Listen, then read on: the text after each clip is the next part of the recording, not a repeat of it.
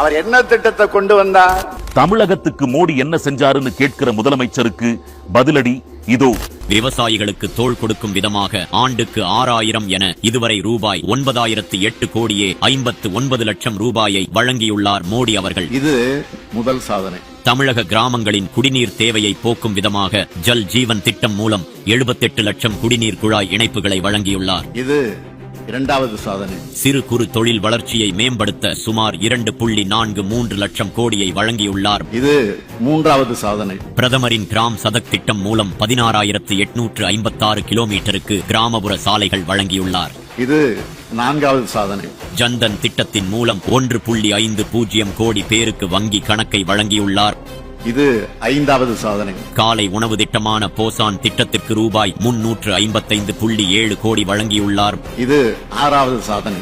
சாலையோர ஏழை வியாபாரிகள் பயன்பெறும் வகையில் பிரதமரின் சுவநிதி திட்டத்தின் 635.49 கோடியை வழங்கியுள்ளார்.